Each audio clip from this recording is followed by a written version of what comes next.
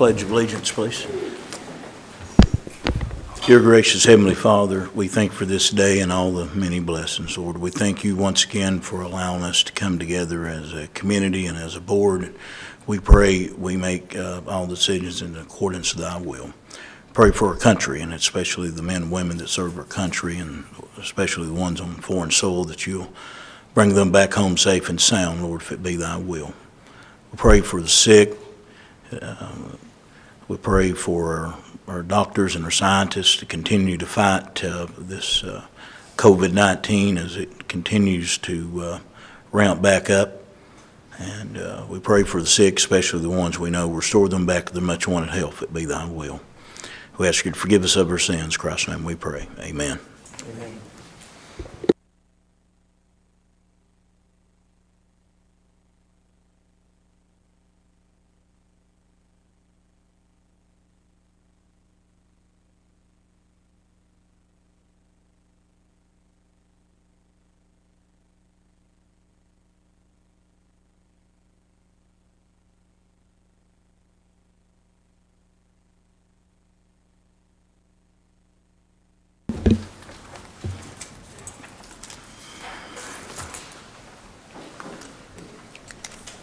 All right.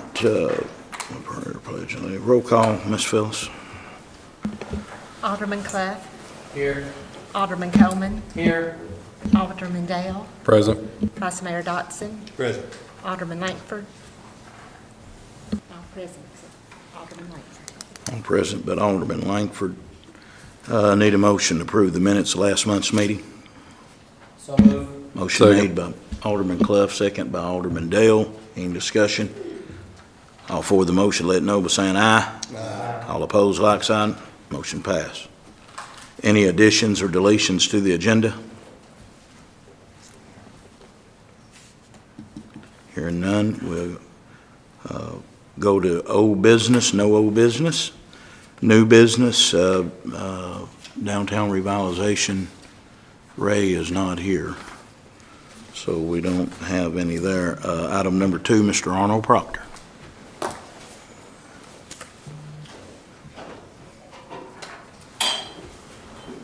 Got 5 questions, John. This is the first one. Thank you. When I ask these questions, can y'all answer, or do you respond to me in writing, or we have a separate meeting? How do I get answers? Because anybody gets up here and talks, other than the people bringing something before to do something, we never get any answers. So how do we get answers? We'll get you some answers. I'm sorry? I said we'll get you some answers. Okay. Yeah.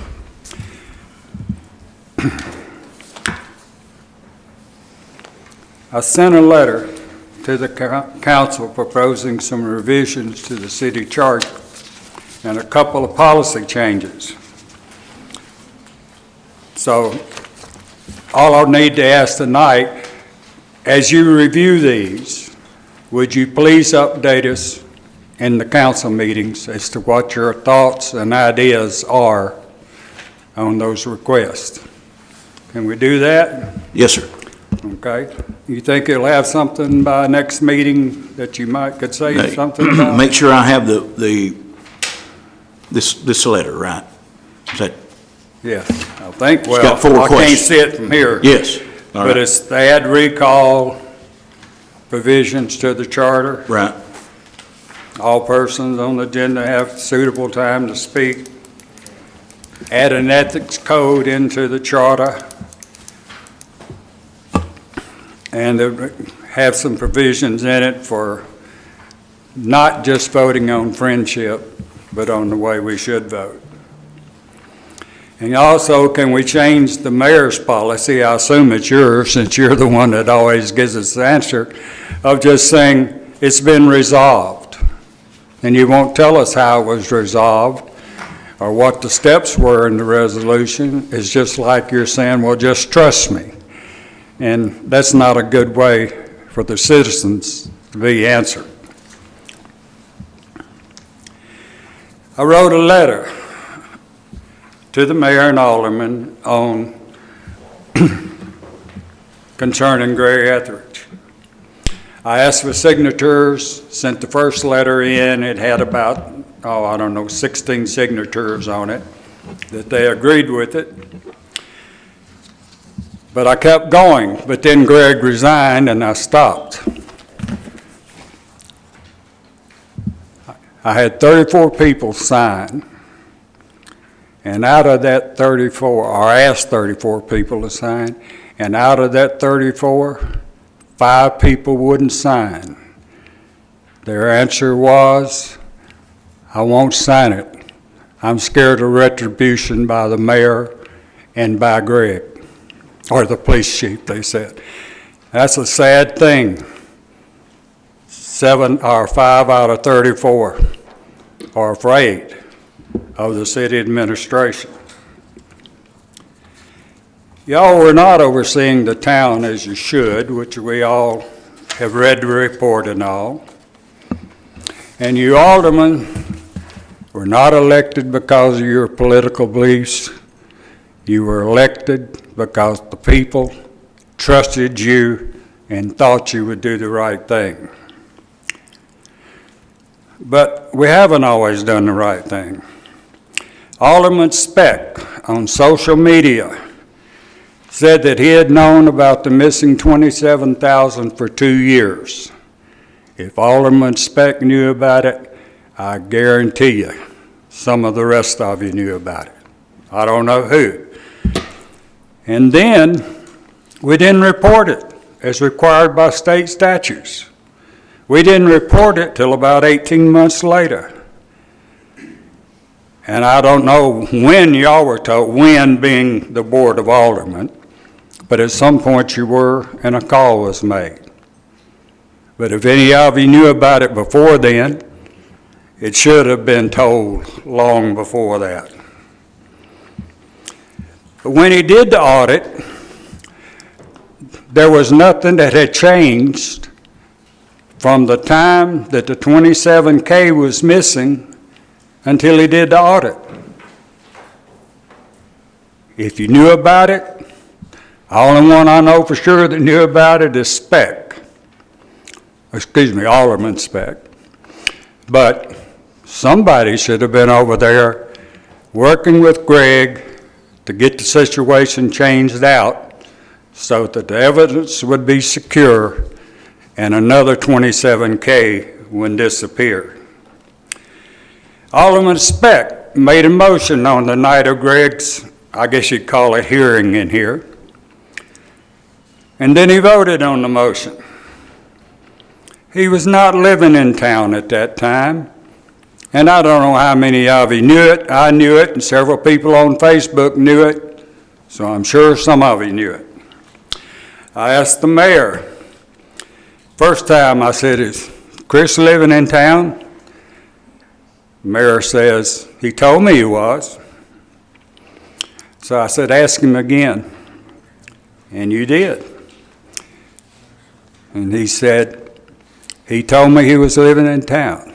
I said, well, Mayor, do me a favor.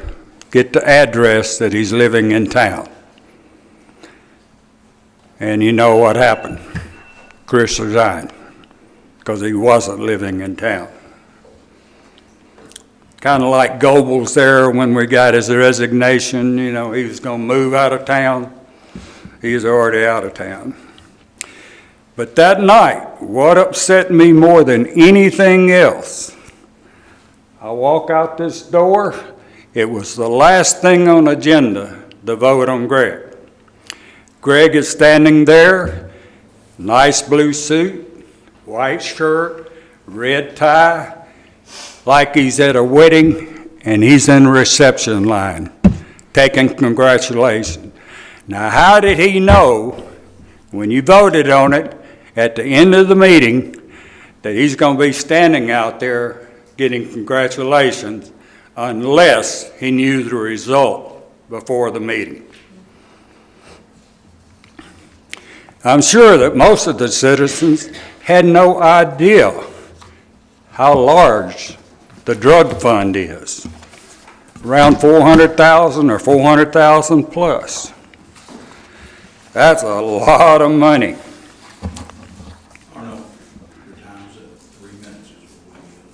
We're on the 3 minutes again? Well, I've got about another minute here if I can take Can it. I continue then in his place and read his speech? I have a point ahead, of Jerry. order.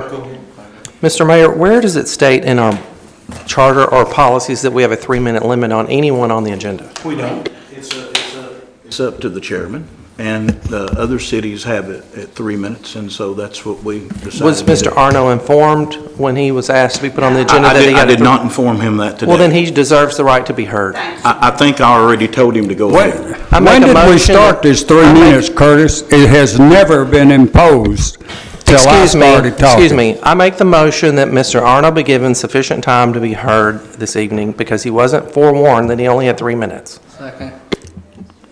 Second. There's a motion and a second. Any discussion? All for the motion, let it know by saying aye. Aye. All opposed, motion passed. Go ahead. Well, when, Curtis, to these questions that I just asked, can I expect a response? Yes. About when, I said.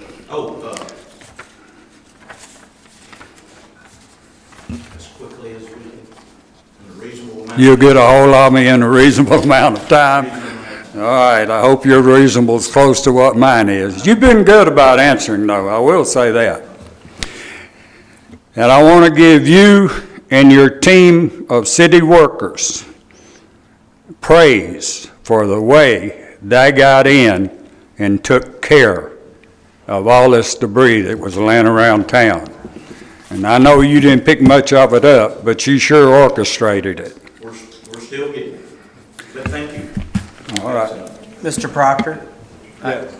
I can give you an answer right now to a couple of your questions, and I don't know what has been said on Facebook because I am not on any social media John, would you speak a platforms. little louder? I can't hear too good with this. Yeah, okay. I will give you an answer to at least one or two of your questions. Very good. I'm not familiar, I don't know what Mr. Speck said on Facebook, because I don't do any social media. But if he said 2 years, we knew about it, I knew about it, Yeah. the night that Greg came around and told everybody, which was a day or two before a meeting, and within 24 hours, all of us received an email from Mr. Meadows informing us of the legal requirement to report it, and we all sent letters in. So we did not know about this for the alleged 2 years, 4 years, whatever it was. Now, I know I've heard out in the, people ask me questions and things. So I can tell you with all sincerity that I, for one, and I think most of the other people here did not know about that prior to that. And the other thing I'd like to say is, you mentioned us not doing our job and not doing the right thing. Us being not what? Us not doing our job and not doing the right thing. Now, we could debate how much we should be involved with what goes on in the various departments and things, and obviously, we have to trust the reports we're getting from the people under us, because I don't know anything about reading a gas meter, for instance. And if there was a disaster and an explosion, and we found out that the people responsible for reading the gas meters or pressures or whatever weren't doing their job right, they were falsifying, we wouldn't know that. We have to trust the people under us in order to have a functioning system of government. So as far as the right thing, because a vote doesn't turn out the way everybody wants it to, that does not mean it wasn't the right thing. We were elected, yes, to do our job, but we were elected to make our best judgment on how to handle problems. And I think everybody made their best judgment. And I've heard from many people that are upset that, Greg was, had to resign. They're upset about billboards. They're upset about all sorts of different things. So whether or not we do the right thing is really an opinion, And I don't think it's an established fact that we didn't do the right thing as a Board of Aldermen when it came to how the drug money issue was initially dealt with. And I'd like to point out that we didn't clear Greg. We put him on probation, and probation means you're going to be reevaluated monthly, and it's not sweeping anything under the rug. Probation is probation. Well, I appreciate you saying that you didn't know about that's good. I'm glad you didn't. But I'll back up. The biggest problem I had with Greg and y'all's vote, you, and Speck, when he was here, y'all all partied together. And there's nothing wrong with that, don't get me wrong. But when it comes to, you party together, right? You gonna tell me you don't? What do you mean by party? Get together and have Yeah, meals? let's or- say get together, have a drink, eat steak, sit around bull. That's what I call a party. Well, I think that very issue is why it says in the, the personnel policy, and also what we all, is like, they recognize that in small towns and small environments, it's going to be inevitable that you have friendships with people that you may be making decisions about, and Yes. that's addressed. So I And don't think you when a could major prohibit decision that. comes up, you should have recused yourself. There'd be and done nobody it left some to other vote. way. There'd be nobody left to vote, Arno. Huh? There would be nobody left to vote. Everybody knows Greg. Everybody has had social interactions with Greg. You No, I can't think there recruit- should have been a citizens committee set up Okay. and let them vote on it. All right. Arno, I would like to state for the record that I knew about the missing money at the same time Dr. Clough did, January, February 2021. And a couple of your issues, your questions, add the recall provisions on elected officials. The way our charter is set up, we are a self-governed board. I realize that's the Okay. reason we needed to So, change our charter. without charter changes, there's no way the mayor can I mean, that would be the mayor's answer, I believe, but we can't really do much about that because of the way our founders of our town set up our charter. So, we can all recommend to each other that we make charter changes, but until that's done, that's not going to go away. And question 3 is add as part of an ethics code that friendships, in our personnel policy, we have a very clear and very specific ethics code. And it does instruct that we should, when we feel that a friendship or relationship could interfere with a vote, that we should recuse ourselves. That's clearly in our ethics policy. Term limits, number 4, again, that goes back to our charter. I'm going to bring that up tonight. That's another agenda item this evening. But that would be my response to some of the questions that you have. Well, thank you for answering something tonight. I appreciate it. Thank you, Ron. Next, item number 3 is Mr. Robert McDaniel. Mr. McDaniel? Good evening, Mayor and Alderman. Yeah. Can you push your button? Yeah, thank you. Okay. This is a follow-up on my calls to your office on the 11th of July and the 13th of July, I believe, Monday and Wednesday, about mistreated, neglected, abused, almost abandoned dogs in a 12-foot square pen with no gate on it and no way to clean the dog's feces and urine and whatnot, creating a fly mess for the poor dogs. And then the 5-gallon water bucket was never changed except for on, I believe it was Monday after I talked to you, they put a 5-gallon bucket of water. and it was the same water. Can you talk into the mic just a little Oh. bit? Yeah, thank you. Okay. And it was the same water on Wednesday morning as it was on Monday at noon or whatnot. And the food situation was just about non-existent. I was taking food over there every morning.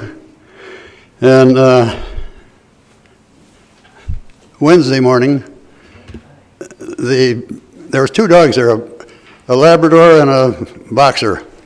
Anyhow, Monday evening, as soon as it got dark, a couple of vehicles pulled up about 8 o'clock, more or less, and removed the Labrador. So the next morning, I didn't know that until Tuesday morning. So the next morning, the boxer was the only one left. And the same bucket of water from a day before. And this is 90-degree weather we're talking about, and these dogs should have clean, fresh water twice a day, in my opinion. And when I took food over there in the morning, they acted like hungry wolves. You know, they just, gobbled it up.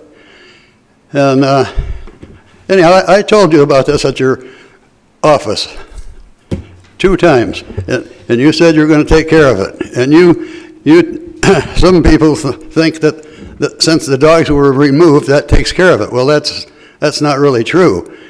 The crime committed in the city of Livingston, whether or not the person is still in the city limits or not, it still happened, and you people have jurisdiction over it.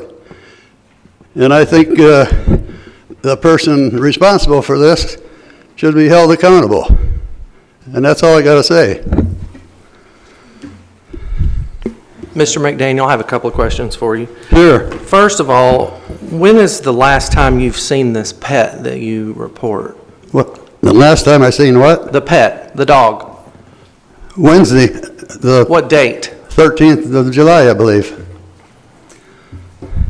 So you reported the issue on July the 11th and the 13th. So the 13th was the last time you saw the pet, correct? Yep. Okay. And did the property owner give you permission to be on his property to feed the dog and to water the dog and give you permission to tell you what type of food to give the dog? You're talking in circles. We're not talking about that. We're talking about the misuse of the dogs, not whether I did anything wrong or not. And it kind of doesn't surprise me that you'd probably do a character assassination or something instead of really paying attention to the issue. Well, and I'm not going to answer that. Okay, you choose not to answer it. Do you know what date the pet was removed from the property owner's residence? The Labrador was on the 11th. And you saw which dog then on the 13th? The boxer. Okay. Do you have any idea what the status of this dog is today or where this dog is located? Not at all. Okay, so you're not concerned about the status of the dog today, its current status. You're concerned about what its status was on the 11th or the 13th. Is that correct? No, it's not correct. The dogs are probably just as misused and neglected now, maybe more, because there ain't nobody overseeing it. Do you have evidence of that? That Do there's I? no, do you have evidence that there's no one overseeing that dog today? Well, they weren't when they were right next door, so I doubt if there was any change in it. Okay, so you doubt that there is. And have you had any previous interactions with that property owner about this dog? Sure. Can you describe that? Yeah, I called him on the phone one time and told him that the dog's water's dirty and old and they need to get changed, and he said he'd take care of it. He would take care of it, Then I called, sent him a text message one time, asked him if he would mind if I took his dogs over into my big fenced backyard to get some exercise, and he never responded to that one. So Okay. that was it. Okay, so I have one last question, just to clarify. You reported a concern about a pet, a dog, that you observed was being, in your opinion, mistreated on the 11th and the 13th. Well, before that. Right, but you have no evidence to know what the dog's condition is today, correct? No, I don't. Okay, thank you. Anything else? Yeah, I've got, so I reached out to answer your complaint, and to John Garrett, which was the sheriff, and John wrote me a letter here that says, to whom it may concern, the Overton County Sheriff's Department has been made aware of an issue with the dog that belongs to Ray Smith of the LPD. The Sheriff's Department has been to the residence where the dog is residing and has found no issues with the treatment that the dog is getting. It has sufficient shelter, food, and water. The Sheriff's Department has also been provided documentation from Ragland and Riley Animal Hospital to show that the dog is up to date with its vaccination and is in good health. That's what When was the that? sheriff, today. Yeah, you, that came in late. Phyllis, did you give her back? Okay. I just didn't see it dated. Yeah, and then there's some records here as well, vaccination records, and it says that the owner presented with Cap for a wellness check. Cap is apparently a healthy 1-year-old chocolate lab. His physical exam is unremarkable. He is bright, alert, and friendly. He eats and drinks well. He also eliminates appropriately. Owner has no concerns with Cap at this time. Today, we are updating his vaccinations, flea and tick prevention. That's what we got here from. So, Mr. Mayor, that would indicate then that the current health of that dog today is fine? Today, I mean, that's Right. what it's reading. Yeah, okay, thanks. VCA, Ragland and Riley is where Hey, Mayor Curtis, could I have a look at what you're talking about there? Is that possible? it is. Not this minute, but yes, I can get you a copy of it, yes. Okay. Yeah, not this minute, but I can get you a copy of it, okay? So are we done then? Yes, sir. Do you have anything else, sir? Okay.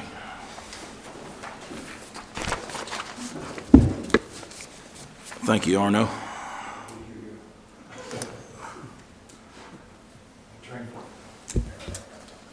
LPD update, item number 4, LPD update, interim police chief Ray Smith.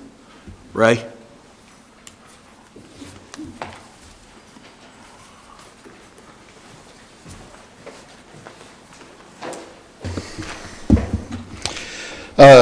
Mayor, Board Alderman, glad to bring a report to you of the progress we've made since being appointed to it. We reached out immediately to the DA's office and asked for assistance to making sure that we make all the movements that we need to do to make sure that we do it in the right way. John Dunaway has assigned us a agent to come and help with us, Mr. Reynolds Slayton, at this time, and our first order was, we had 21 items that we went through first. It was actually sitting in there that we took care of to verify that it needed to be destroyed. It was old, would never come back up. The disposition on it was ready. So we got an order from Judge Bray on that order. Since then, we have gone through over 1,700 articles that's in the evidence room that we are attempting to now to document and get a destruction order on it also after we find out that the case was closed through the DA's office, through the courts of criminal court and sessions court. The gentleman that I appointed to be over that is Mr. Chris Mace. Chris Mace has had 18 years with the Livingston City Police Department. He shows great wisdom in this item and interest to be a part of the fixing of their evidence room. Also, we got back Mr. Jeremiah Ragsdale, which now appointed to be assistant director into the evidence room, which is, he's going to be an investigator. He'll be needing to know what goes in there. He'll be the one collect a lot more than what any other officer there would.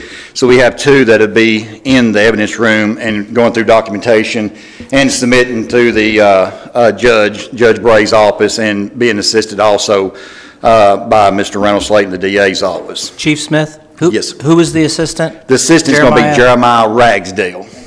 Now, just slow down a minute. Yeah. Is he the one, did he resign earlier and then He he did. came back? Yes, he did. Okay, thank you. Jeremiah.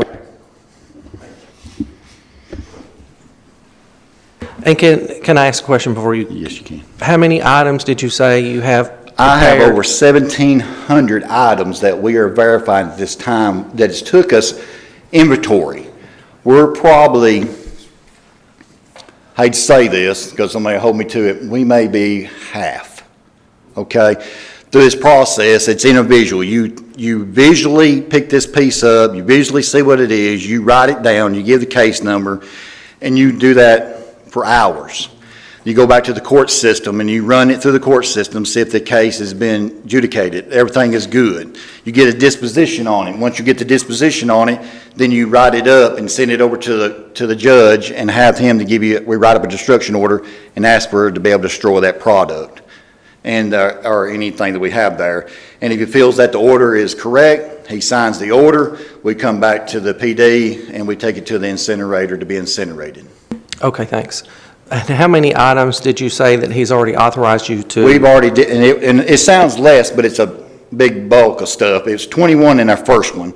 I was real tickled we got it right, and it goes through a process to make sure we're going right. Okay, and how long has it been, to your knowledge, since the LPD's had any items adjudicated?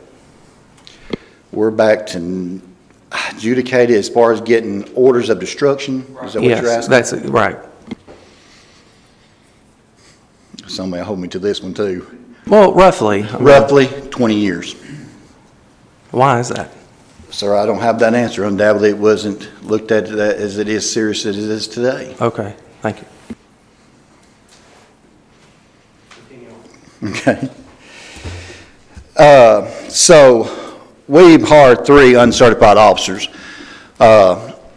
And when you get out here and you're looking for officers that you want and guys that's already certified and already in their way, seems like they're going to stay or they're looking for something to help them on the way.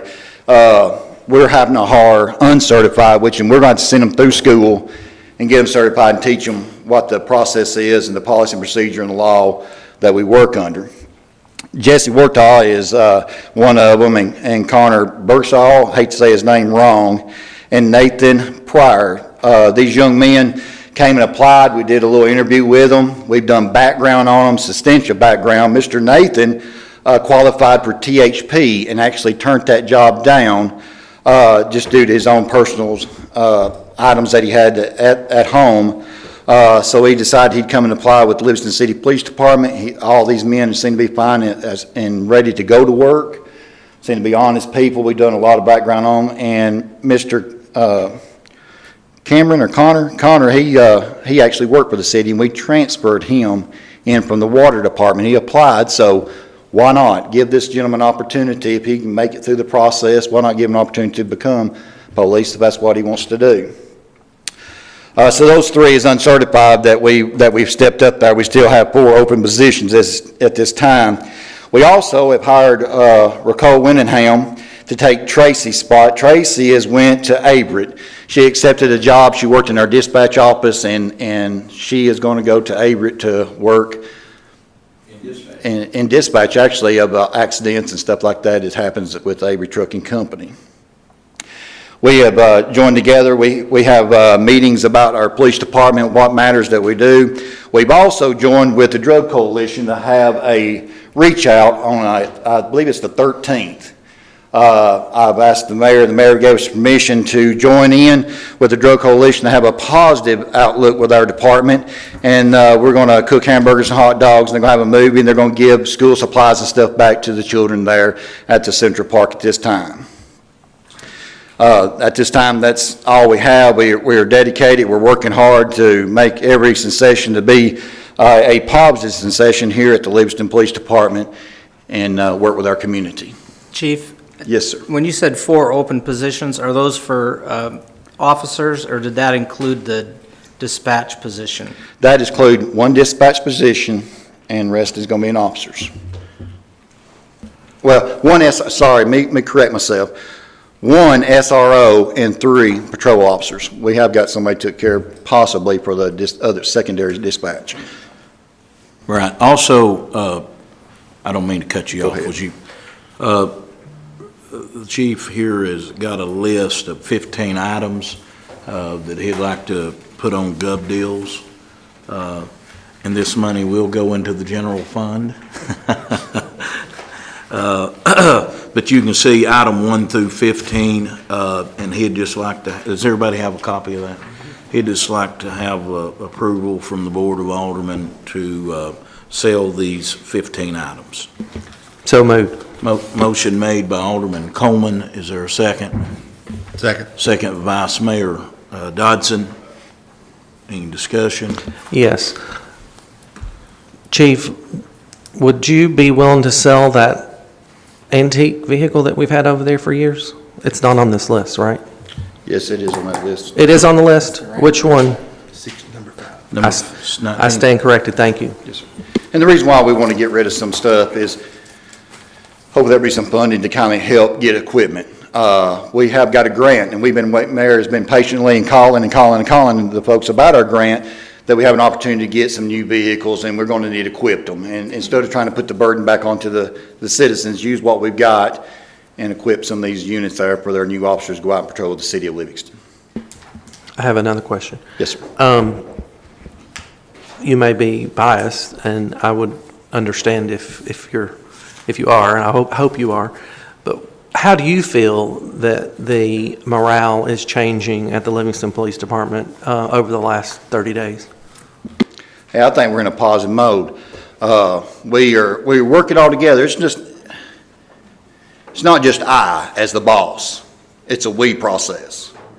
And we are going to fix and motivate the Livingston City Police Department together.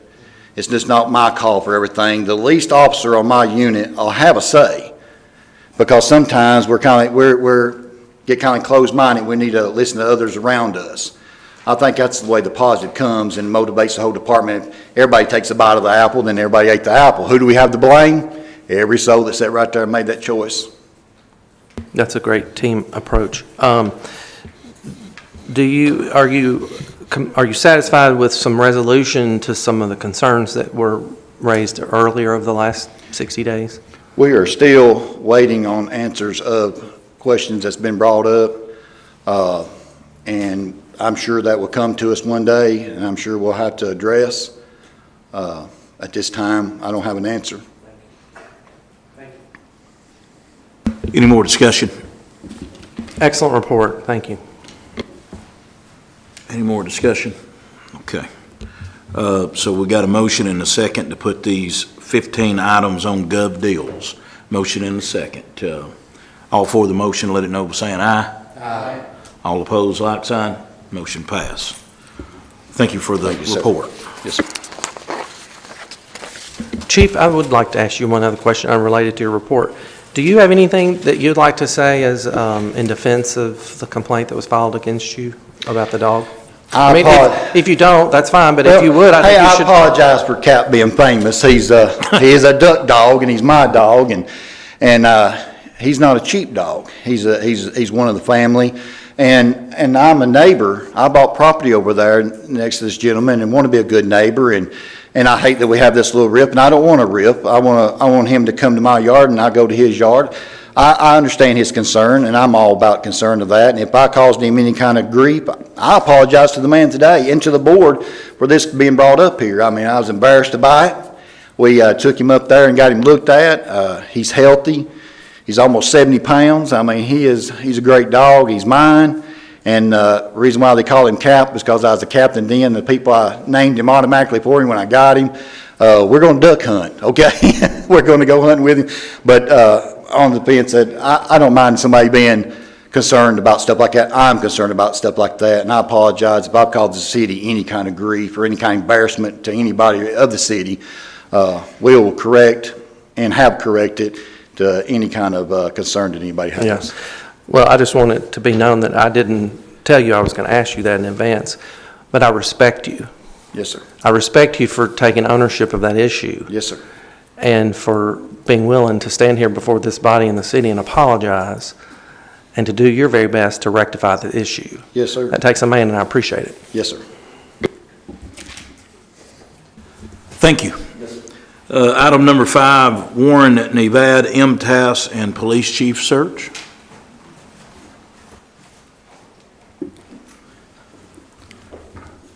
Good evening, Mayor and Board. I'm Warren Nevad, the General Management Consultant for the City of Livingston, along with about 42 other cities in this area. Over the years, MTAS has been very successful in helping communities select police chiefs. We have a very comprehensive process where we will screen the applications, come up with a manageable number, and then to go from there, we can have a assessment center, which is a comprehensive process where we have a structured interview, like an in-basket memo exercise, and a simulated press conference. And then we look at that, and we'll bring in 3 raters, and a rater may be a police chief from a neighboring city to help, us to select the candidate. MTAS, we do not tell you who you should hire. You know your community far better than we. Our job is to guide you through the process and help you meet all deadlines to come up with the best match for the position. Tonight, I would like to get your approval for the ad that I presented here. I have a quick question before you continue Sure. on. I don't believe this board has had a public vote on utilizing MTAS services to do what you've just described. No. So my question is to this board, because I'm not familiar with it, has the City of Livingston hired MTAS in the past or used MTAS in the past to do exactly what he's described? Kelly, we have not hired him, and we've not hired him tonight. I'm I sorry. didn't mean hire, I meant, Okay. have we utilized MTAS consulting services in the past For- to help us hire a police chief? No, sir, not a police chief. Of course, we used them for firemen, so, Right. We did a similar, Excuse me. yes. I asked this question last few days ago when I got the agenda, because your name appeared on the agenda, MTAS Police. And I asked the city for any information to help us understand what the purpose of your visit is for. What are you here to present?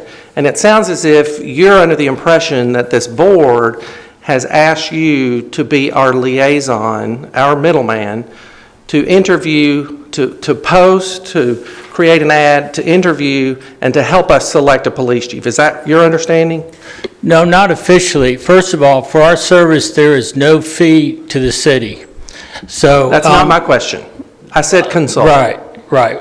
I'm here tonight to explain the services that could be provided to the city. Thank you. Yes. So anyway, to finish, this process would include those 3 exercises, if you will, and then we would come up with a list of candidates to present to the board. Another process that we use, which is not as comprehensive, is the traditional, we screen the applications, we interview folks, and we go from there. So it's whatever you decide, whoever you want to use, it's up to you. I just wanted to let you know about our availability. Thank you very much. And Thank I you. apologize if I came off a little strong there. I'm a little concerned for various reasons. I want to express it. One, you provide us with 2 separate examples of ads that were placed for other municipalities that I'm sure you helped consult with. One was a population of around 22,000. Was that Yes. Fayetteville? Eastridge. Eastridge. And then the other was a city population around 7,000. One of them would be hired by a city administrator. Right. Obviously, a different form of government than we use.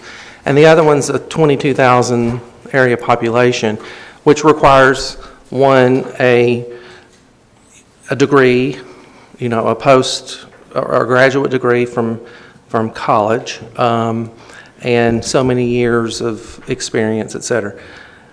My question to you would be, given that our starting salary based on our pay scale is $38,625, I'm not really sure that going through this process that you've described is really going to help us that much. I'm concerned that with a pay scale of $38,000, it's going to limit the pool of folks from outside of our community that would even express an interest. So is that salary posted as part of the ad, as part of the, the solicitation for the opening? It's up to you to decide that. We can write them with the salary range or just discuss salaries negotiable. It's up to you. Okay, thank you. I'm just one person here, obviously, but I have a very strong opinion that we as a board have the wisdom on this committee to make this decision without MTASks being a third party. I don't recall us taking a vote on this, but it would be my recommendation that we maybe use your help to solicit the ad. Sure. But I think we ought to be able to do the interviewing and selection ourselves, given that we're not, Right. we're a city Yeah. of 4,000 people, and, Our police consultants can give you a list of interview questions. You're our customer, whichever. I just want to say something. First, Warren, thank you for being here. Oh, yeah. So, I've seen MTAS, and I've talked with other cities where MTAS has came in, and they have been very happy and very proud with the process and the service that MTAS provides at no cost. Tonight wasn't a drop dead, this is what we're going to do. He's simply here to offer the services to the city of Livingston, and if we would like to use them, great, and if we don't, then great too. Warren's going to move on and go to Nashville or Knoxville or where he's going to go. The starting salary is $38,000, and it tops out at $61,796, and that's on a sliding scale. We did that purposely. We did that because if you have a veteran of 10 or 15 years of service, then anywhere you can start that position, any of these positions, either at the starting or at the end. So, and I want to talk just a little bit about having a college degree. We can customize the job description how we see fit. If we don't want to have a degree and you want to say 5 years of service with a Tennessee Law Enforcement Training Academy certificate, then that's what we can do, and that's what MTAS would do. We would be in control of all the rules, but we don't have to do any of it. We can certainly do it ourselves. But I thought that this would be a good gesture for MTAS to come in like we did in using the fire consultants that gave us recommendations to do. And that's why Warren is here, so I just want to clear that up. Not take over. That's right. Right, we're just I'm a consultants. care consultant, I help, I don't take over. Right, right. Mr. Nevad? Mr. Nevad, Yes. about how long, hours-wise, does the process that you go through when you interview a candidate take? And you said the three-step process was an interview, a simulated press conference, and then what was the other one? An in-basket memo exercise where, Okay. Okay.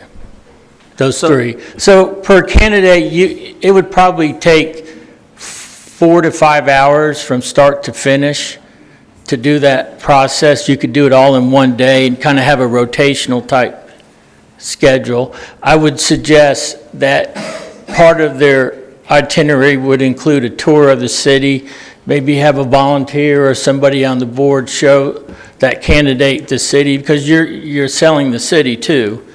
And would it be a reasonable possibility that if you had been the professionals that had interviewed the former chief, that we might have learned some of these deficiencies in his management style that led to all of this in the first place? Well, theoretically, that is potentially could be yes, correct, could be yes. I didn't deal with the chief or anything, but The exercises is supposed to simulate a potential work-like experience. Like the city, suppose there was a natural disaster, God forbid, and the police chief had to make an announcement on what the city was going to do and issues and so forth. You know, what type of interpersonal skills does that candidate have and so forth. In the in-basket, Rebecca, excuse me, can you get down? Okay, thank you. the in-basket exercise would demonstrate like organizational skills, how you prioritize things, and so forth. Mhm. We conducted one in Allgood 3 years ago, and it was very successful. The police chief there has had an excellent tenure. Again, Mr. Nevad is here just to simply offer services. If we'd like to use him in some shape, form, or fashion, then we can. If not, we certainly don't have to. So. Do you have a timetable in mind when you wanted to? Well, I thought that we would advertise, if the board approves it, advertise for the position for 30 days, and then come back and either go through the resumes or applications or turn it over to MTAS, or that's what we're here discussing tonight. So, thank you. I think you, so, is anybody? Okay. Go ahead. Yeah, I got one. So if MTAS doesn't do the interviews or the processes, who would be in charge of interviews from the city perspective? Well, it would, there's a couple of different ways we could do it. The Board of Aldermen can do it. Or there could be a committee that could bring forth a couple of names. So, but that's kind of why it's on the agenda tonight, to see exactly what you'd like to do. I have a quick question. How was our former chief, what process was used when he was hired? I wasn't around, so what format did we use for that? Yes, we advertised the position for 30 days, and then the Board of Aldermen went through the applications and did the interviews and hired them. That was the step. Thank you. And if we choose to engage with MTS, we can disengage at any time we choose to, or change whatever level of it. Yeah, I think that MTS is here, I can't speak on their part, but we're in charge. I mean, the city of Livingston is in charge, and we would tell MTS what we want and what we are looking for in the job description. For instance, if we wanted them to live in Overton County, or if we wanted them to have 10 years of experience, supervisory or something, but whatever we want, they would be there to enforce exactly what we're looking for, possibly screen the applications if that's what we want to do, and bring us possibly 4 or 5 candidates. Is that? Yeah, whatever way you decide. Yeah. I have a comment. In my opinion, we have before us tonight someone that fits the description of what we're looking for. And that would be the interim chief, Ray Smith. He comes here tonight with multiple recommendations from folks in the legal community as well as the circuit court clerk's office. He's been in our community and within the police force for up to 25 years, I believe. He's been serving as the temporary chief for 30 days, and now we're discussing posting this job and conducting the interviews roughly 30 days from now. So, in my opinion, it's somewhat of a slap in the face to temporary chief or interim chief Smith to be busting his butt. What it appears tonight, based on his report, he's busting his butt to try to turn some things around. And we heard that very clearly and with authority, and I think he was very assertive and professional. I mean, I don't know why we're dragging this out. Why don't we give him due process? Why don't we interview him before we do anything, or anyone else? Has anyone else in this community over the last 30 days called the city and asked to be interviewed for that slot? That would be my first question. They have not talked to me. Okay, so we made it abundantly clear 30 days ago that we had an opening in our police chief. So now we've put this gentleman in charge. He's gone out there and busted his butt for 30 days. We're going to ask him to continue to bust his butt and try to hire 4 more people that may or may not make their decision to come to the Livingston Police Department because he's the man in charge. And then we're going to go through this process of interviewing all these people, and he may still be the person selected. I don't know of anyone else in our community right now that deserves the opportunity, perhaps on a year basis or probation, whatever, to be given the opportunity to take this job on a permanent basis. I just think that's spinning our wheels. If we're going to take another 30 days to, advertise this and then try to find somebody out there that would come in at these salaries, when we've got a good man right here. I feel strongly about that. Kelly, I appreciate that you feel strongly about that. And I certainly see where you're coming from.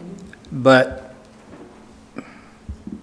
what has been going on for the last 3 months may be the best reason why we should do this the right way, which would be look at, and I'll take that back.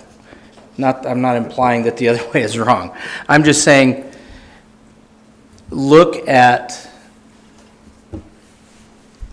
what's out there, and like you just said, it may very well be that the current chief is the best candidate that we have.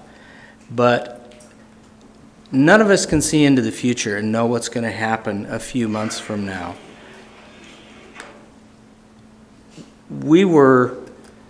It was suggested at one time that we include an outside look as well as an inside look into looking for the chief, and my opinion would be, and we have heard great things about Chief Smith. We have heard great things about Chief Smith, and in that case, I don't think we should be shy away from comparing him to other applicants and looking at what's there. That's my thoughts on it.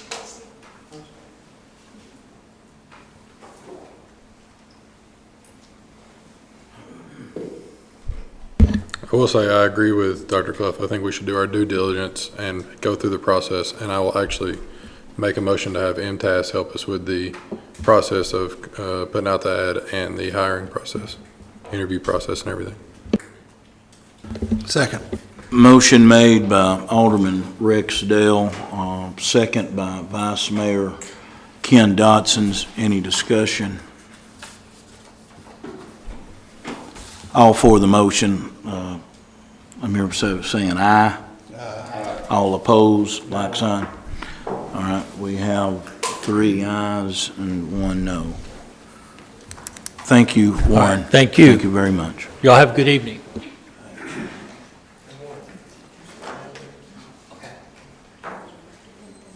Okay, item number 6 is term limits. Alderman Coleman. Thank you, Mayor. I brought this up at the last meeting and would like to discuss this. I've done a little polling and found out that in 1994, the city of Cookeville actually passed a resolution to institute term limits, city of Allgood in 1998, and the city of Crossville. I realize that our current charter does not provide or allow us to have term limits. Thanks. It's all based on the charter. I'm not sure if anyone in the room or anyone else here has had an opportunity to think about or consider this, but in my opinion, I think it's something that should be considered. I think 8 years in one of these positions is sufficient, as well as I believe that it is a good idea for fresh ideas, fresh perspectives to come on. And, also, I think it gives folks the ability to cast votes, make decisions without concerns that doing something unpopular is going to cost them a reelection, or being able to manage in a way that upsets people, but yet you know you're doing the right thing, or you're following policies, but you don't have to fear being reelected if that's your goal. I just think there's a lot of merit in term limits for a host of reasons. Our interim attorney's here, he could probably speak on the behalf of Cookeville, but I believe most progressive cities have moved in this direction, and it's something I would like for us to discuss. I got to look at those. So the big thing for me from the mayor's perspective is Cookeville and Ogden both have a city manager, city administrator.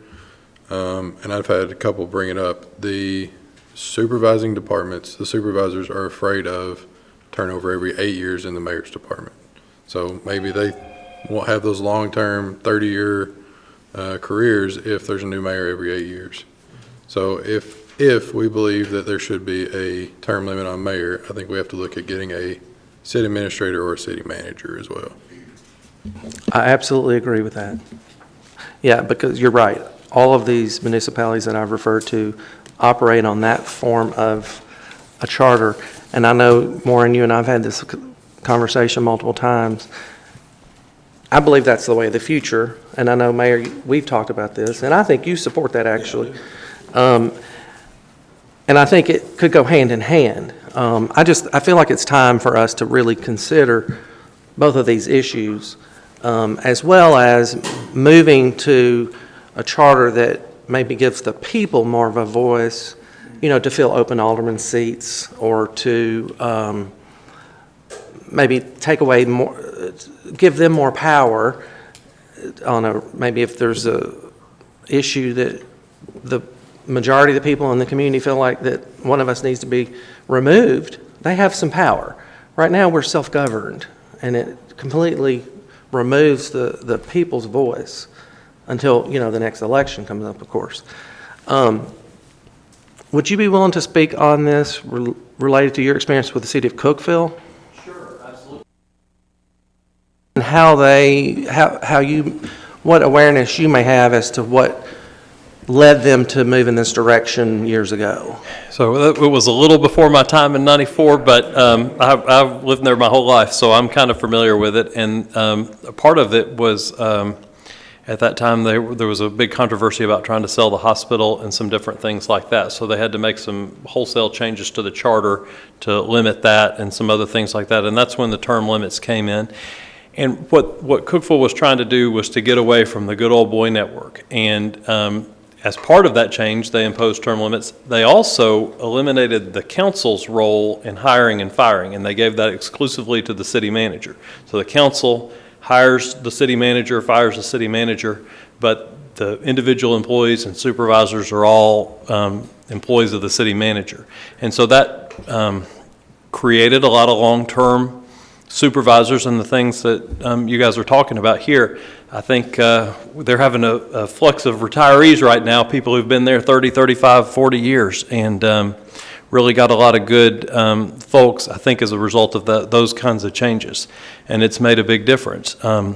I'm also the city attorney for Allgood, and Allgood has some term limits. It hasn't been as big a problem there. And in fact, when I got hired for Allgood, they had a problem because they couldn't get anybody to serve on the council. They had 3 vacancies and they didn't have enough people to constitute a quorum.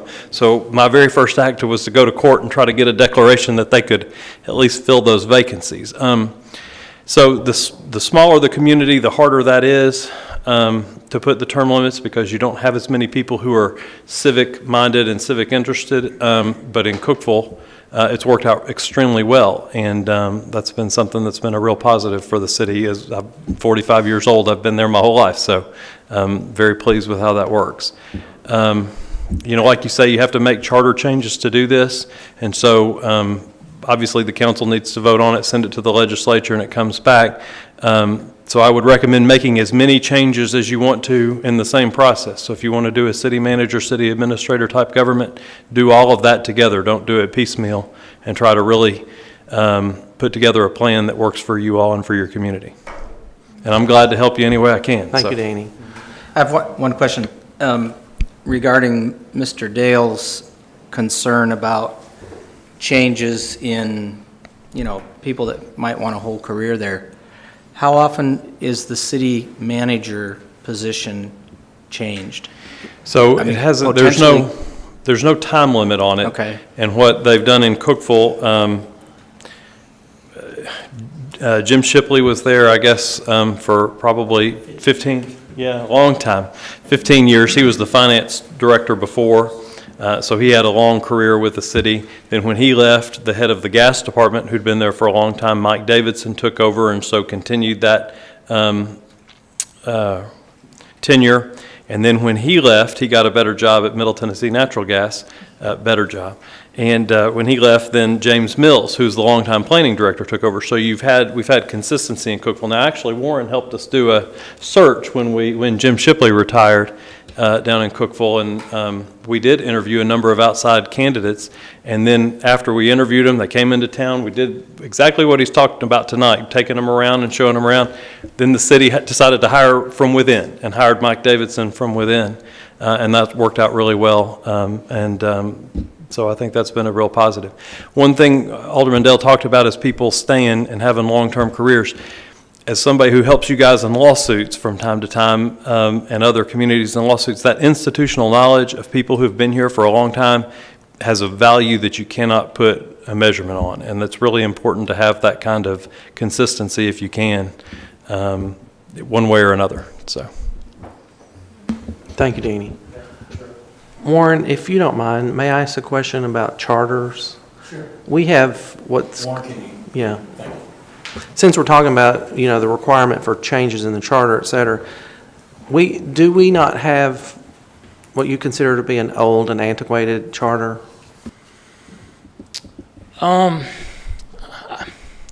It needs update. Some of the language is outdated, like workhouse and some terms that are no longer used.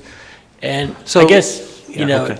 definitely needs at least some housekeeping changes. Okay. From my recollection, aren't there two different types of government in municipalities, two different types of charters, one being this and one being that? Three. Three? Can you describe those quickly? Okay.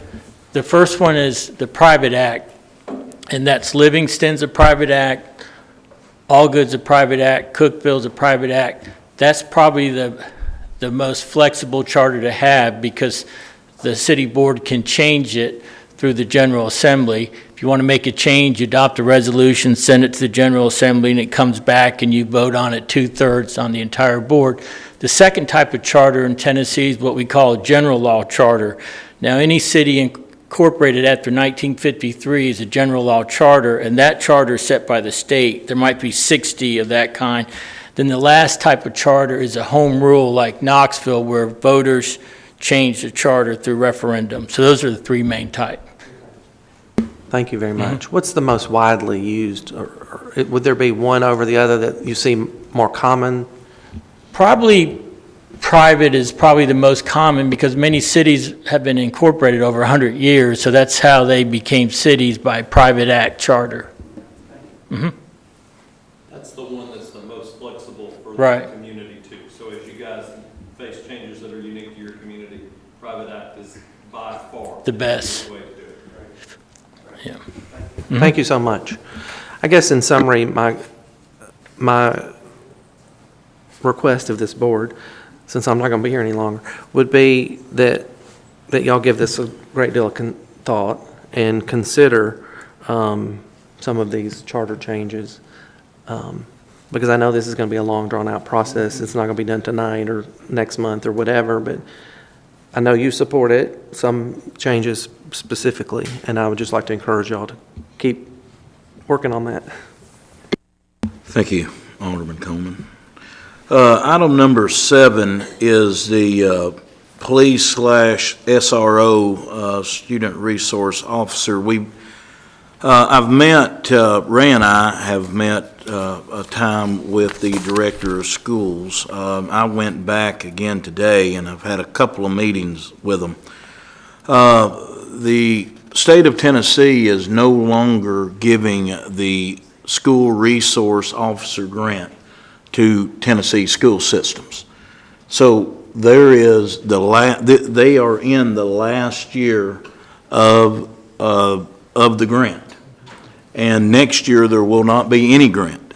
But this year, the amount that they have to offer us is $35,000, and that's for two officers. Now, that's only $17,500 apiece. I think you can do the math on that. Real quick. When, to your knowledge, when did they learn that there's not going to be any funding for this SROs? When did they learn this grant's going away? Well, I can tell you when I learned. Ray and I was over there, about 2 weeks ago? Is that right? About 2 weeks ago. That's when I learned. So the story is we have to currently put back in the schools what we had last year.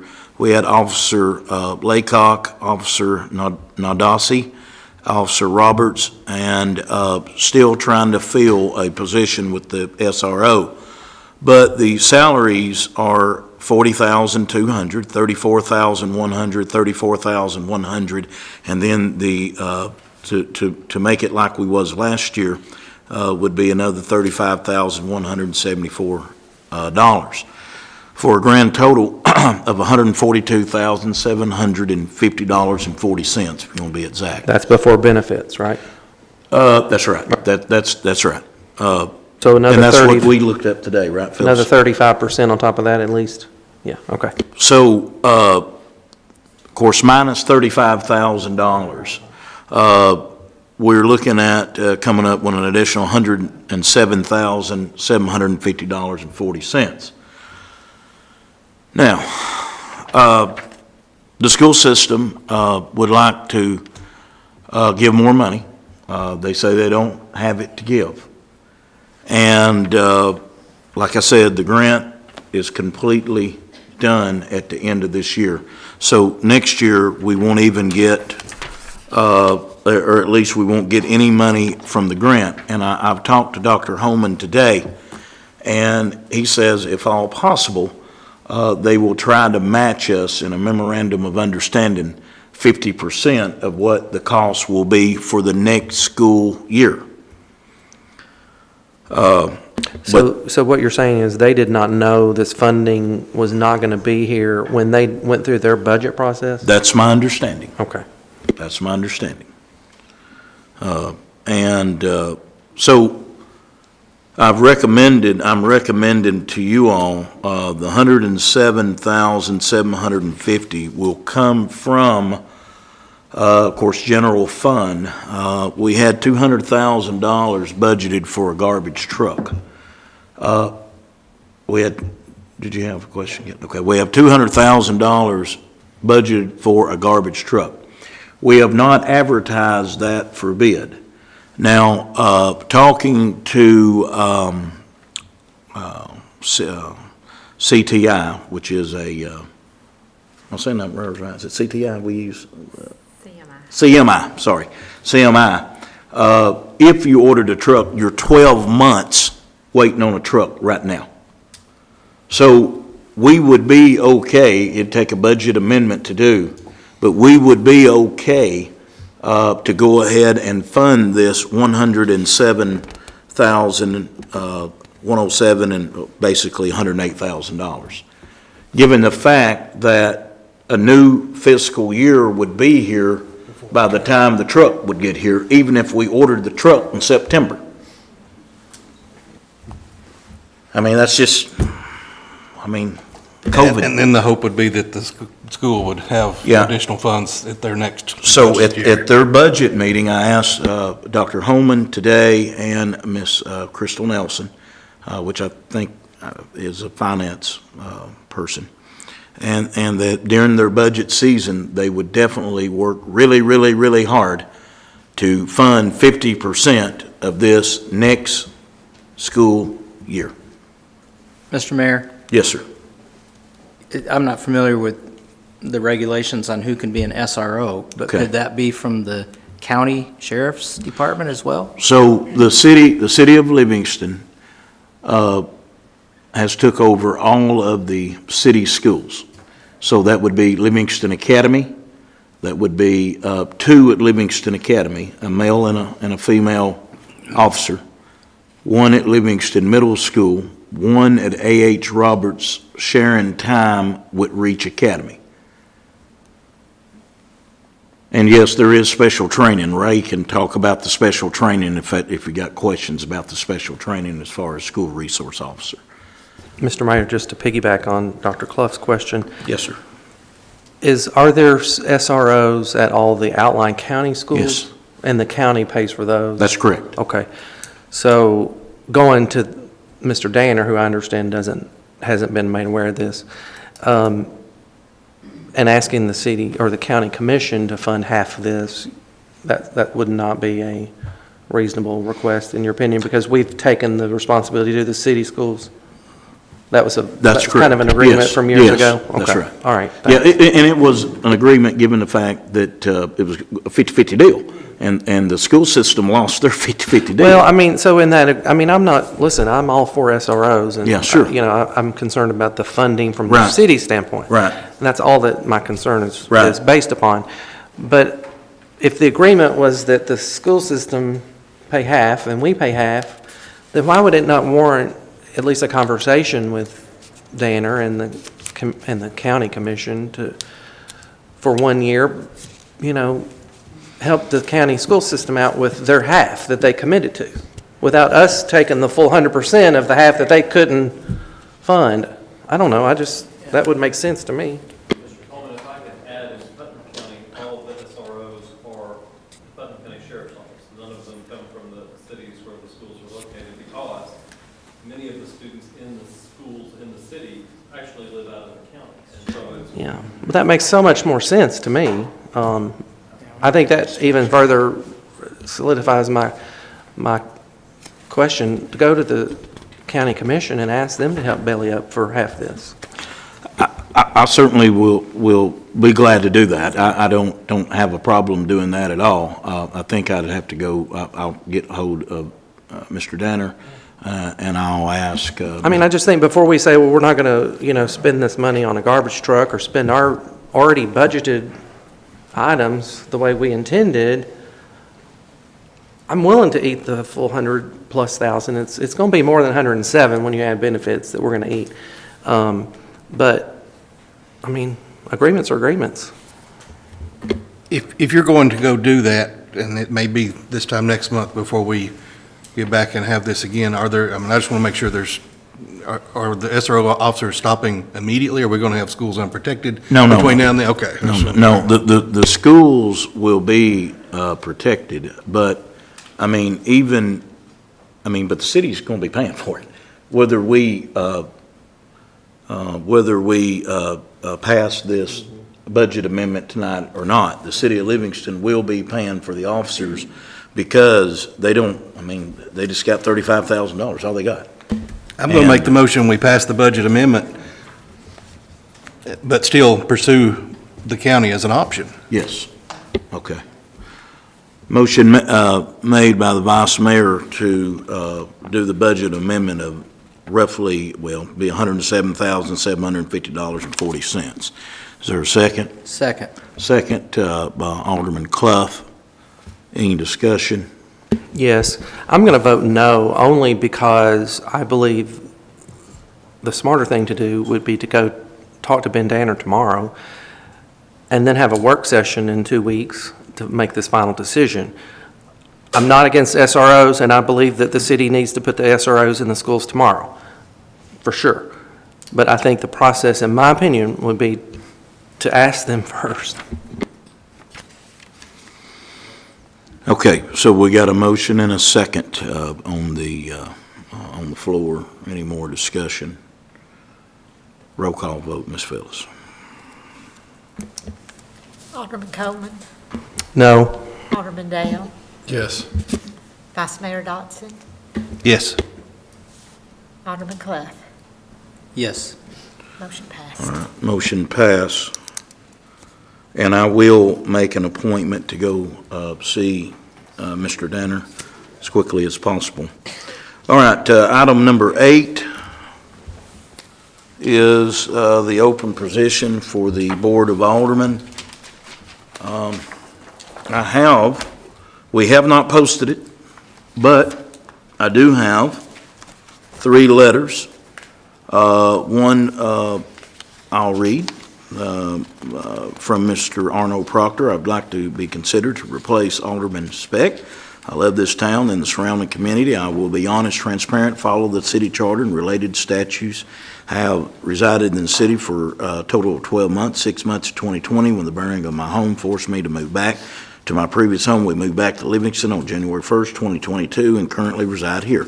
I asked John Meadows in January if the year had to be continuous. He has not answered me, so he should know by now. I will gladly furnish a resume if you request. I know all the aldermen and would be able to work well with them. They are all good men and are devoted enough to city to give their time as aldermen. Thank you for your consideration. Arnold Proctor. To the mayor and aldermen, after carefully thinking this over, my wish is to be an alderman. In this position, I will be fair and firm. Being a former teacher, I feel extremely qualified. Miss Judy Smith.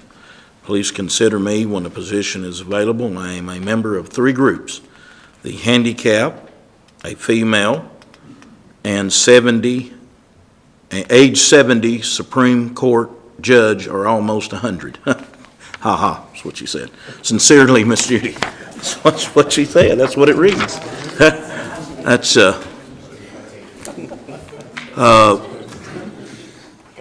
Mayor Hayes and Board of Aldermen, with my recent resignation of the elected seat of Livingston City Council due to moving out of the city of Livingston, I recommend that you take the city voters' choice and fill with Mr. Bill Linder in my vacancy. Mr. Bill Linder held the 4th highest votes in this election of city alderman. During my term, I have personally talked with Bill, and he has agreed to take my place as being voted on by the Livingston voters. Bill has served the town of Livingston as alderman for 2 consecutive terms, coming in 4th in the election of 2018. With this being said, I implore you to remember the voters and nominate Mr. Bill Linder to continue on in my elected seat as Livingston City Alderman. Respectfully, James C. Speck, Alderman James C. Speck. I guess I could say former Alderman James C. Speck, but that's what it says. And that's it. So, it's on the agenda. You all can.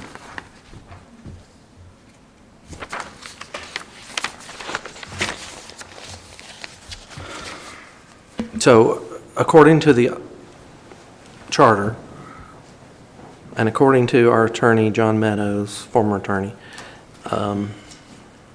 this open seat is to be filled by this board with no community votes, etc. So just to make that clear, so everyone knows, that seat is filled by this board. Right? In my time on here, we've done this twice. Once when Lynn King passed, and we did follow this 4th place vote getter option, and then when Mr. Bill Winningham resigned, and we honored his specific request. And we've got Chris Beck's specific request and the 4th place vote getter, so I'm going to make the motion that we hire Mr. Bill Linder, appoint Mr. Bill Linder to the position. Second. All right, there is a motion by Vice Mayor Dodson and a second by Alderman Coleman. Any discussion? I don't know anything about Mr. Linder. Could somebody tell me a little bit? Just. I'll let Mr. Linder do it. He's here. Okay. If you want to come up and give you there's a motion and second. Actually, there's a motion and second on the floor. He can't. Are we open for discussion? Discussion is just for right here. I don't know what to say other than Bill ran volunteer phone for 30, 40 years. I did serve with him here on the board, and I don't know what to say. I mean, I'd like to speak to it. May I speak to it? Yeah, go ahead. I think we have 3 outstanding candidates before us, and I appreciate, Arno, you putting your name in the hat. you know what this is all about, and you know how much work it can require. I agree with Ken. I think it's important to try to honor the request of the outgoing alderman. But to speak to Bill specifically, he has held this spot for, I think, 2 terms. So he's served in this capacity for 8 years. And I think he has a really strong understanding of what's required in this role. I've known Bill all my life. We went to high school together.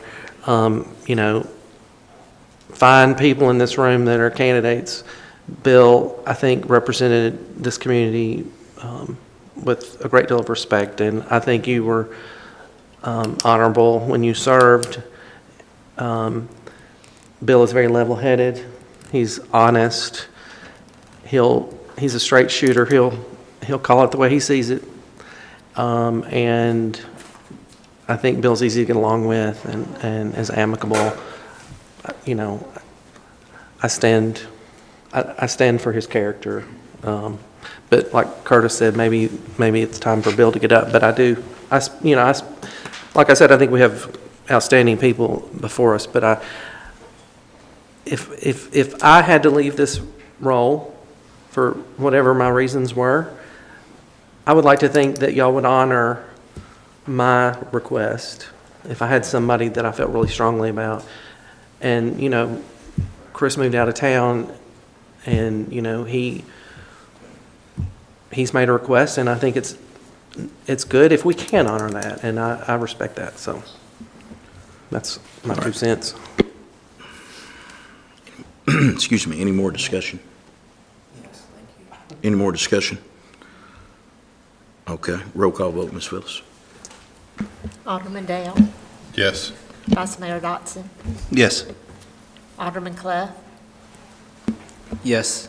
Alderman Coleman, Yes. motion passed. Motion pass. Congratulations, Mr. Linder.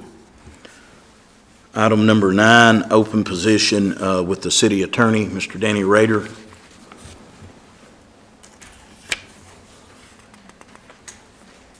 For discussion.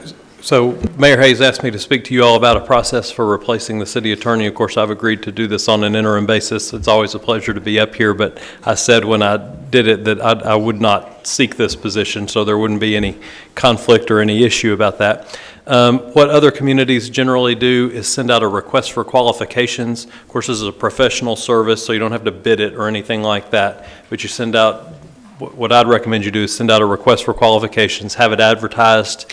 The Tennessee Municipal Attorneys Association is a really good organization that lots of municipal lawyers are part of, and so they blast that out so you get people who have some experience to respond. MTAS also publishes that to other communities, and that's a good resource. You can advertise it in the local media if you want to, but I think all the lawyers in the local area probably know that the job is available, so I don't know how much traction you get with that. They've not come running. Okay. Well, I know some in my office would like to have the job if you all want me to recommend somebody, but get requests for qualifications, let everybody submit their qualifications as far as their background and experience, what their hourly rates might be or other terms. And of course, you've got your budget and what you want to pay. You may have to negotiate, I don't know. But then get those responses and then make a determination amongst yourselves would be my recommendation. So, would the board like to turn this over to Mr. Rader and let him, because he's gave us some samples here of what The one that I gave you do. was from the city of Carthage, and Right. Carthage got Alicia Hodge, who's with MTAS, one of Warren's counterparts, who's really very good. She did the open records stuff forever. And she prepared those requests for qualifications, and I would just use those. There's no reason to reinvent the wheel with that. They're very thorough. And you can send that out to the Municipal Attorneys Association, send it out to MTAS, give 30, maybe 21 days for a response if you want to try to address it at your next meeting, or 30 days if you're willing to wait longer. Yeah. And then get those responses back and discuss them among yourselves. And you can call the people in for interviews if you want to. It's up to y'all. I'm in total agreement with this, but I have a couple of questions. Sure. Imagine that. If you go off the council and you need a job Right, taking right, depositions, I'd be glad to talk with you about this. No, so first, Danny, do you most commonly see attorneys do this in on a retainer basis or on an hourly basis? That's my first question. Sure.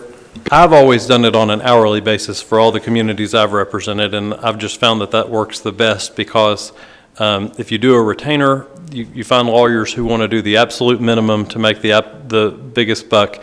If you do it on an hourly, the city may use you a little less, but you're available, you get what you pay for, and you get pretty good quality representation. But you can do it either way you want to. Thank you very much. So how did the city of Carthage end up doing it? They are doing it on an hourly, and actually one of my law partners wound up applying for and got that position. All right. So I'm told that we would never be able to afford you on an hourly anyway, so it's good to hear you're not going to apply for it. But all jokes aside, I honestly believe that we've been underpaying for attorney services over the years. I think John Meadows was paid $800, maybe $850, $900 a month. $800 a month.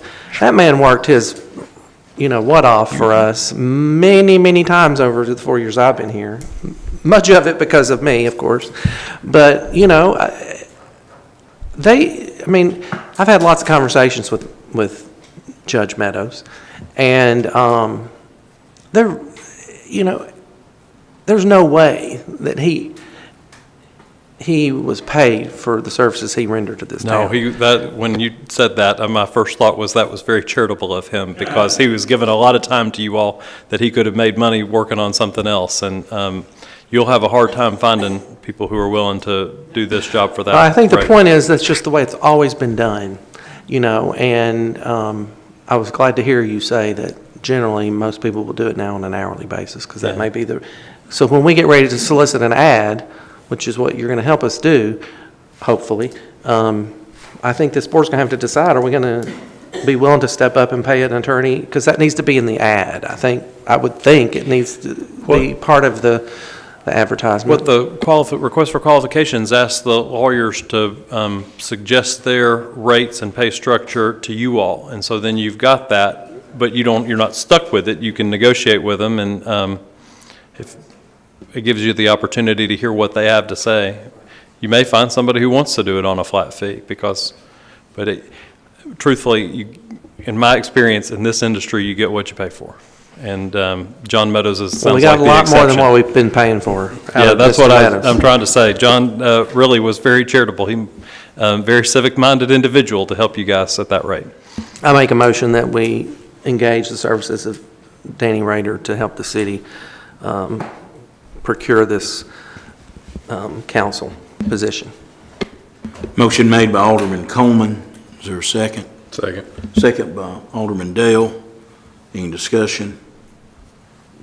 Just make it fast, because we know you're expensive. That's what I told Curtis. We'll work fast. It's all for the motion, let it know by saying aye. Aye. All opposed, like sign. Thank you, Mr. Rader. I will say, in response to that, and it's a good point, when you get people with more experience, they don't have to take a lot of time to look up a bunch of things. They know the answers to most of the questions off the top of their head, at least generally, and so you actually get more bang for your buck when you get a more experienced person with a little bit higher rate. Makes total sense. The September regular meeting of the Mayor and Board of Aldermen will be Tuesday, September 6, 2022 at 6 p.m. I need a motion to adjourn. So moved. Motion made by Ken Dotson. Is there a second? Second by Rex Dale. All for the motion, let it know by saying aye. Aye. All opposed, like sign. We're adjourned. That's good what he said.